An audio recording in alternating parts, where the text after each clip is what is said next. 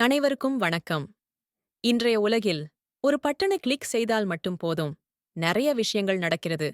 யூடியூபில் வீடியோ பார்க்க அல்லது ஆன்லைனில் ஷாப்பிங் செய்ய எல்லாமே மாயம் மாதிரி நடக்குது. ஆனால் நீங்கள் கண்டிப்பா ஒரு கேள்வி கேட்டிருப்பீங்க. நம்ம கம்ப்யூட்டர் அல்லது ஸ்மார்ட் போன் பயன்படுத்தும்போது பின்னால் என்ன நடக்குதுன்னு? நாம கம்ப்யூட்டரை நம்ம உடலோட ஒப்பிட்டு பார்க்கலாம். நம்ம உடலுக்கு விதவிதமான உறுப்புகள் இருக்குது. அதே மாதிரி கம்ப்யூட்டருக்கும் அத்தனை முக்கியமான பாகங்கள் இருக்குது. இன்று நாம கம்ப்யூட்டர் எப்படி வேலை செய்கிறது என்று உடலோட ஒப்பிட்டு பார்க்கலாம். முதலில் மதர்போர்டு நம்ம உடலில இருக்கிற சென்ட்ரல் நர்வஸ் சிஸ்டம் சிஎன்எஸ் மாதிரி. எப்படி நம்ம மூளை நம்ம கையோட காலுடன் தொடர்பு கொள்வதுன்னு சிஎன்எஸ் சொல்லுதோ, அதே மாதிரி மதர்போர்டு கம்ப்யூட்டர்ல எல்லா பாகங்களையும் இணைக்குது. உதாரணமாக, நீங்க ஒரு கேம் விளையாடுறதுக்கு கிளிக் பண்ணா சிபியு மூளை கேம் ஸ்கிரீன்ல காட்டு என்று ஜிபியுக்கு கண்ணுக்கு சொல்லுது. அடுத்தது சிபியு சென்ட்ரல் ப்ராசஸிங் யூனிட் நம்ம மூளை மாதிரி. இதுதான் எல்லா முடிவுகளையும் எடுத்து சிந்தனையையும் செய்கிறது. கேம் விளையாட அல்லது சாஃப்ட்வேரோட சிபியு தான் தேவையான அனைத்து ஆணைகளையும் கொடுக்கும். மூளை இல்லாம எப்படி உடம்பு வேலை செய்யாது, அதே மாதிரி சிபியு இல்லாம கம்ப்யூட்டரும் வேலை செய்யாது. ஜிபியு கிராஃபிக்ஸ் ப்ராசஸிங் யூனிட் நம்ம கண்ணு மாதிரி. நீங்க விளையாட்டு விளையாடுற போது, வீடியோ பார்க்கிற போது ஜிபியு எல்லாவற்றையும் ஸ்கிரீன்ல அழகா காட்டுறது. அடுத்து பவர் சப்ளை யூனிட் பிஎஸ்யூ நம்ம இதயம் மாதிரி. இதயம் ரத்தத்தை எப்படி உடம்புல பம்ப் செய்யுதோ, பிஎஸ்யூவும் அதே மாதிரி கம்ப்யூட்டரின் எல்லா பாகங்களுக்கும் எனர்ஜி கொடுக்குது. கூலிங் சிஸ்டம் நம்ம ஸ்வெட் கிளாண்ட்ஸ் மாதிரி. உடம்பு சூடாகும் போது நமக்கு வேர்க்கிறது போல, கம்ப்யூட்டர் வெப்பம் அதிகமான போது கூலிங் சிஸ்டம் கம்ப்யூட்டரை குளிர வைக்க ஃபேன்ஸ் பயன்படுத்துது. பெரிஃபரல் டிவைசஸ் நம்ம கையும் கண்ணும் மாதிரி. இது நம்மளுக்கு சுற்றியுள்ள உலகோடு தொடர்பு கொள்ள உதவுது. உதாரணத்துக்கு கீபோர்டு மற்றும் மவுஸ் நம்ம கை மாதிரி. நம்ம டைப் பண்ணவும் கிளிக் பண்ணவும் உதவுது. அதே சமயம் மானிட்டர் சாண்ட் நம்ம கண் மாதிரி. ஸ்கிரீன்ல என்ன நடக்குது என்பதை காட்டுது. RAM ராண்டம் ஆக்சஸ் மெமரி நம்ம குறுகிய நினைவகம் மாதிரி. எப்படி நடுவுல கொஞ்சம் பக்கத்தை காணோம் படத்துல விஜேஎஸ்க்கு நடக்கிற மாதிரி. RAM ஒரு short term storage.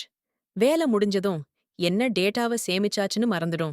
Hard drive அல்லது எஸ்எஸ்டி நம்ம நீண்டகால நினைவகம் மாதிரி.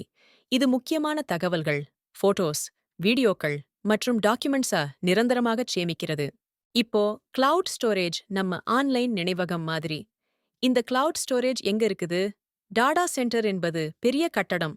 இதுல மிக சக்தி வாய்ந்த கணினிகள் இருப்பது. இது சர்வர்ஸ் என்பாங்க. இந்த சர்வர்ஸ் எல்லாம் இணையத்திற்கு இணைக்கு. இதனால நீங்கள் எங்கிருந்தாலும் உங்கள் சேமிக்கப்பட்ட தகவல்களை ஆக்சஸ் செய்ய முடியும். அது பெரிய ஒரு நூலகம் போல. ஆனா எல்லாமே டிஜிட்டல் புக்ஸா இருக்கும். எப்போ வேண்டுமானாலும் நீங்கள் அதை யூஸ் செய்யலாம். ஆனால் டேட்டா சென்டர்ஸ்க்கு தகவலை சேமிக்கிறது மட்டுமல்ல, மற்ற பெரிய கணிப்பியல் கம்ப்யூட்டேஷனல் வேலைகளையும் புரோகிராம் ரன் செய்யவும் அல்லது ப்ராப்ளம் சால்விங் போன்றவையும் செய்து தருது. நீங்கள் ஒரு வீடியோ ஆன்லைனில் பார்த்தாலும் அல்லது கேம் விளையாடினாலும் டேட்டா சென்டர்ல இருக்கிற சர்வர்ஸ் பின்னால உங்களுக்கு உதவி செய்குது. முந்தைய காலங்களில் முக்கியமான தகவல்களை பனையோலைகளில் எழுதினாங்க. ஆனா காலப்போக்கில அந்த ஓலைகள் கிழிந்தோ இழந்தோ போயிடும். அறிவு நசிந்து போயிடும். கிளவுட் ஸ்டோரேஜ்ல உங்கள் டேட்டா ஒரே இடத்தில் சேமிக்காம பல இடங்களில் சிக்கனப்படுத்தப்படும்.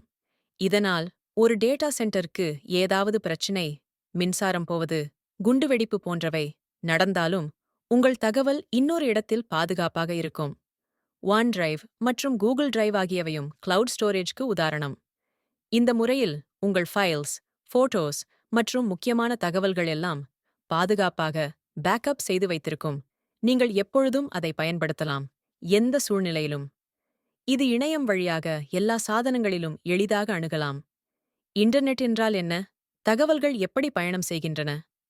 நீங்க ஒரு மெசேஜ் அனுப்புனா அல்லது ஒரு வீடியோ பார்த்தா அந்த டேட்டா சிறிய துண்டுகளாக உடைக்கப்படும். இதை பாக்கெட்ஸ் என்பாங்க. இந்த பாக்கெட்ஸ் உங்கள் சாதனத்திலிருந்து இன்னொரு சாதனத்துக்கு போக ஒரு வழி தேவை. ரோடுகளிலோ அல்லது பிளேன் வழியாகச் செல்வது போலல்ல. டேட்டா பாக்கெட்ஸ் கம்பிகள், ஃபைபர் ஆப்டிக்ஸ் அல்லது வயர்லெஸ்ஸாக காற்றில் பயணம் செய்யும். 1. கேபிள்கள் மற்றும் வயர்கள். நிறைய தகவல் பாக்கெட்கள் உடல் கம்பிகள் வழியாக பயணம் செய்யும். உதாரணத்துக்கு ஃபைபர் ஆப்டிக் கேபிள்கள். இது லைட் பயன்படுத்தி தகவலை அதிவேகமாக அனுப்பும். இந்த கம்பிகள் நிலத்தடியில் மற்றும் கடலுக்கு கீழாக சென்று உலகின் பல இடங்களை இணைக்கின்றன. இரண்டாம் வகை வயர்லெஸ் சிக்னல்ஸ். சில டேட்டா வயர்லெஸ்ஸாக ரேடியோ வேவ்ஸ் வழியாக பயணம் செய்கின்றது. எப்படி வைஃபை அல்லது மொபைல் நெட்வொர்க் வேலை செய்குதோ அதே மாதிரி. இந்த சிக்னல்ஸ் பாக்கெட்ஸை ரூட்டர் அல்லது செல் டவருக்கு கொண்டு போய் பிற சாதனங்களோடு அல்லது நெட்வொர்க்ஸோடு இணைக்குது. மூன்றாவது செயற்சக்கரங்கள். சில சமயம் பாக்கெட்டுகள் பூமிக்கு திரும்ப பீம் செய்யப்படும். இதன் மூலம் தொலைதூர இடங்களில் இருக்கும் மக்களுக்கு இன்டர்நெட்-ஐ பயன்படுத்த உதவுகிறது. ஒவ்வொரு பாக்கெட்க்கும் அது எங்கு செல்லணும்னு தெரியும். அது ஒரு லெட்டர்ல இருக்கிற அட்ரஸ் போல. அந்த பாக்கெட் கேபிள்ஸ், வேவ்ஸ் அல்லது சேட்டலைட்ஸ்ல விரைவான பாதையை எடுத்துக்கொண்டு பயணம் செய்யும். பிற சாதனத்தை அடைய எல்லா பாக்கெட்ஸை சேர்ந்து வைத்து இமெயில் அல்லது வீடியோவை மீண்டும் உருவாக்கும். நீங்க ஒரு ஃப்ரெண்டுக்கு பணம் அனுப்புறதா அல்லது ஒரு வீடியோ ஸ்ட்ரீம் பண்றதா, நெட்வொர்க்ஸ் மற்றும் இன்டர்நெட் கேபிள்ஸ், வயர்லெஸ் சிக்னல்ஸ் மற்றும் சேட்டலைட்ஸை பயன்படுத்தி டேட்டா வேகமாக பயணிக்கிறது. அதற்கான இடத்தை சரியாக அடைய சாஃப்ட்வேர் நம்ம மூளைய கொடுக்கிற ஆணைகள் மாதிரி. இந்த சாஃப்ட்வேர் இல்லாம கம்ப்யூட்டர் எதுவும் செய்யாது. சிஸ்டம் சாஃப்ட்வேர் நம்ம உடம்பு எப்படி தானாக வேலை செய்குதோ அதே மாதிரி கம்ப்யூட்டரின் செயல்பாடுகளையும் தானாக இயக்கிக் கொடுக்குது. உங்க ஆபரேட்டிங் சிஸ்டம் ஓஎஸ் இந்த சிஸ்டத்தை சரியான முறையில கையாளுது. உதாரணத்துக்கு, நீங்க ஒரு வீடியோ பார்க்கறப்போ ஓஎஸ் சிபியு மூளைக்கு சொல்லுது, இந்த வீடியோவை ப்ராசஸ் பண்ணு. ஜிபியு கண்ணுக்கு சொல்லுது, வீடியோ ஸ்கிரீன்ல காட்டு. ரேமுக்கு சொல்லுது, எதுவும் ஸ்மூத்தா நடக்கும்படி பாரு. அந்த மூளைக்கு ஒரு அசிஸ்டன்ட் மாதிரி சில யூட்டிலிட்டி சாஃப்ட்வேர் இருக்கு. இதோ சில உதாரணங்கள். நோய் எதிர்ப்பு மண்டலம் போல இது கம்ப்யூட்டரை வைரஸ் மற்றும் தீய சாஃப்ட்வேர்களிலிருந்து பாதுகாக்குது. System monitoring tools. இது நம்ம உடம்புக்கு நம்ம பரிசோதனை எடுப்பது போல கம்ப்யூட்டரின் ஆரோக்கியத்தை பார்க்கிறது. நீங்க எவ்வளவு ரேம் பயன்படுத்துறீங்க, கம்ப்யூட்டர் எவ்வளவு சூடா இருக்கு, எல்லாம் இதன் கட்டுப்பாட்டில். அப்ளிகேஷன் சாஃப்ட்வேர் நம்ம தினசரி செய்யும் பிரியமான வேலைகள் மாதிரி. எப்படி நீங்க உங்க பொழுதுபோக்காக விளையாட, டிராயிங் பண்ண அல்லது நூல் படிக்க, கம்ப்யூட்டர்ல நீங்கள் பயன்படுத்தும் கேம்ஸ், ப்ரௌசர்கள் மற்றும் டிராயிங் செயலிகள் இதற்கு உதாரணம். அப்ளிகேஷன் சாஃப்ட்வேர் 3 வகை உள்ளன. Web applications.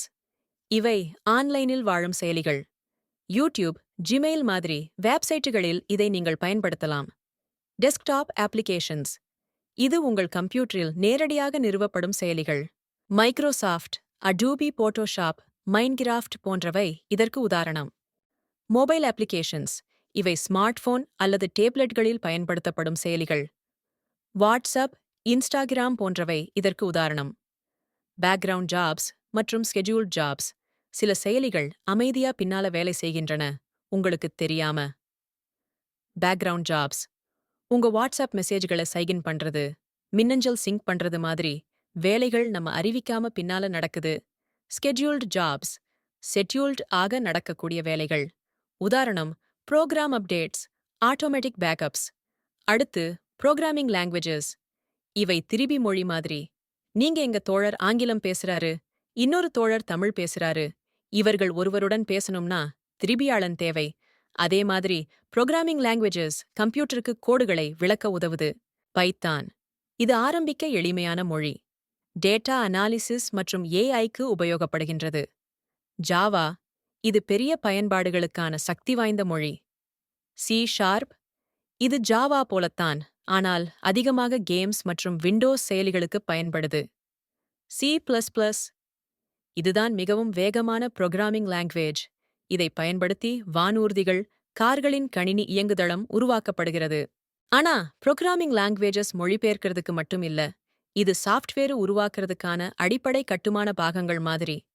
சிஸ்டம் சாஃப்ட்வேர் மற்றும் அப்ளிகேஷன் சாஃப்ட்வேர் ரெண்டையும் ப்ரோக்ராமிங் லாங்குவேஜஸ்ல தான் உருவாக்குறாங்க.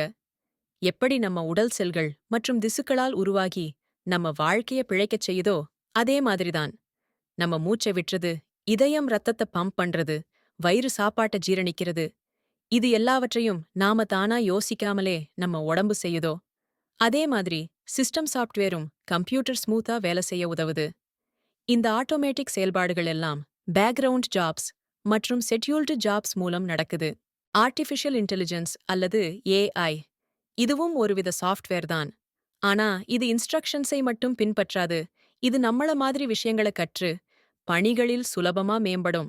ஆனா உணர்ச்சிகள் இல்லாம சாதாரண சாஃப்ட்வேர் போலல்லே. ஏஐ தகவலை ஆராய்ந்து பேட்டர்னை கண்டுபிடிச்சு கற்றதின் அடிப்படையில முடிவுகளை எடுக்கிறது. உதாரணமாக, நீங்க ஏஐ மருத்துவத்துல இருக்க அறிவு பயன்படுத்தி ட்ரெயின் பண்ணினா, அது மருத்துவர்களுக்கு நோய்களை கண்டறிய உதவலாம் அல்லது சிகிச்சை செய்ய கூட உதவலாம். நீங்க அதுக்கு செஸ் கற்றுக் கொடுத்தா, அது கிராண்ட் மாஸ்டரை கூட தோற்கடிக்க வளர்ந்துவிடும். நீங்க சட்டம் அல்லது நிதி தொடர்பான புத்தகங்களை படிக்க வச்சா, அது வக்கீல்களுக்கு உதவக்கூடும் அல்லது நிறுவனங்களுக்கு முக்கிய முடிவுகளை எடுக்க உதவலாம். ஏஐ தற்போதைய விவகாரங்கள் குறித்தும் கற்றுக்கொண்டு ஐஏஎஸ் மாதிரி தேர்வுக்கு படிக்கும் மாணவர்களுக்கு உதவக்கூடும். ஏஐ ஒரு ஸ்மார்ட் அசிஸ்டன்ட் மாதிரி வேலை செய்யுது. அது நமக்கு பிரச்சனைகளை வேகமாக தீர்க்க உதவுது. ஆனா, அது எதை கற்றுக்கொள்கிறது என்பதில கவனமாக இருக்கணும். தவறான தகவலை கற்றுக் கொடுத்தா, அது தவறான முடிவுகளை எடுக்கலாம் அல்லது பாதிப்பையும் உண்டாக்கலாம். அதால ஏஐக்கு சரியான அறிவு கொடுத்து, அது மக்களுக்கு சரியான முறையில உதவ நம்ம கவனமாக இருக்கணும். இதுதான் கம்ப்யூட்டர், சாஃப்ட்வேர் மற்றும் புரோகிராமிங் லாங்குவேஜஸ் எல்லாம் சேர்ந்து எவ்வளவு நுண்ணிய மற்றும் நுட்பமான முறையில் வேலை செய்கின்றன என்பது. அடுத்த முறை நீங்க ஒரு கிளிக்கில் வீடியோ பார்க்கிற போது, இந்த எல்லா விஷயங்களும் பின்னால நடக்குது என்று நினைச்சுக்கோங்க. நன்றி. வீடியோ பார்த்ததற்கு மேலும் பயனுள்ள விஷயங்களை அறிய நம்ம சேனல் சப்ஸ்கிரைப் பண்ண மறக்காதீங்க.